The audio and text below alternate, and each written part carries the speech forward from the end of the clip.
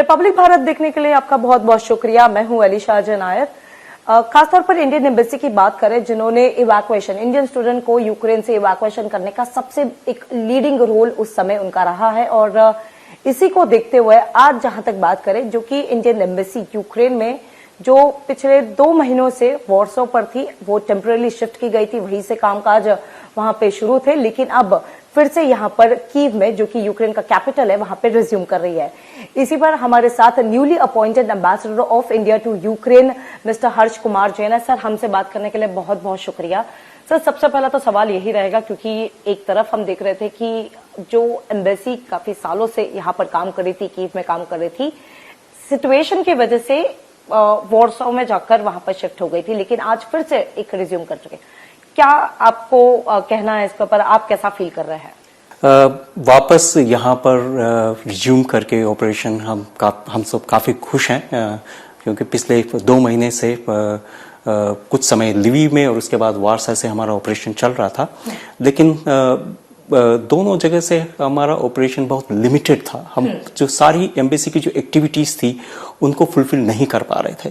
तो अब हम यहाँ पर वापस पहुंच गए हैं, तो अब ये संभावना हो गई है कि हम सारी एक्टिविटीज को दोबारा वापस शुरू कर सकें।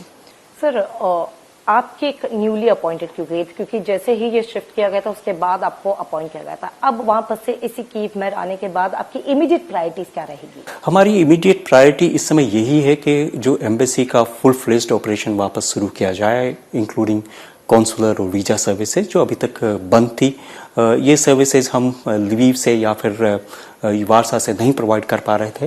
अब वापस यहाँ पर मिशन शुरू करने के बाद हम पूरी फुल फ्लेज्ड एक्टिविटीज हमारी शुरू कर सकते हैं।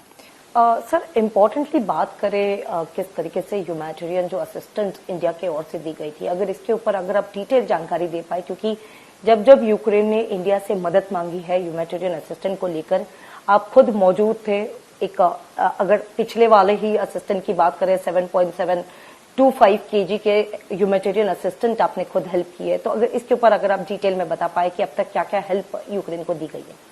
पहले तो हमने लगभग 90 टन की इनको ह्यूमैनिटेरियन सामग्री लगभग फर्स्ट वीक ऑफ मार्च और अर्ली मार्च में हमने इनको प्रोवाइड की थी। उसके अंदर मेडिसिन थी, मेडिकल इक्विपमेंट थे, tents, blankets, water tank, sleeping bags, इस तरह की चीज़ों की ज़रूरत थी, प्रोवाइड की गई थी, जो कि जो माइग्रेंट्स थे यूक्रेन के, उनको इमीडिएटली जो ज़रूरतें थी। और ये ह्यूमैनिटेरियन सामग्री हमने यूक्रेन और जो पड़ोसी देश हैं जहाँ पर यहाँ से यूक्रेन से माइग्रेंट्स गए थे, उन देशों को प्रोवाइड की थी। उसके बाद एक स्पेशल रिक्वेस्ट हमारे पास आई थी, यहाँ की जो फर्स्ट वाइस प्राइम मिनिस्टर है मिस यूलिया स्विर्देनको, उन्होंने हमारे विदेश मंत्री से बात करके रिक्वेस्ट किया था कि उनको एसेंशियल मेडिसिन और मेडिकल इक्विपमेंट की ज़रूरत है, और ये यहाँ पर लगभग 10 दिन पहले यहाँ पर पहुंची, और मैंने 6 मई को पर्सनली यहाँ के जो डिप्टी हेल्थ मिनिस्टर उनको इसको सौंपा।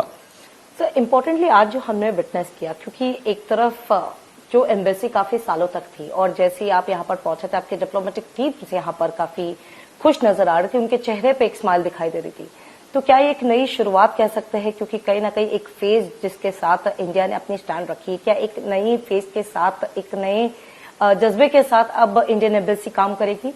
बिल्कुल। जब इन लोगों को यहाँ से जाना पड़ा था, वो एक बहुत ही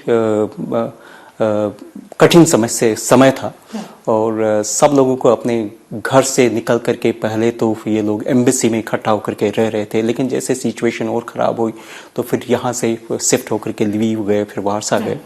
अब जब वे वापस अपने घर आ रहे हैं और उनको वापस अपने घर में रहने का मौका मिल रहा है, वापस अपने ऑफिस में काम करने का उनको जब ये मौका मिल रहा है, तो सब लोग बहुत खुश हैं और एक नई एंथुजियाज्म के साथ वापस काम शुरू कर रहे हैं।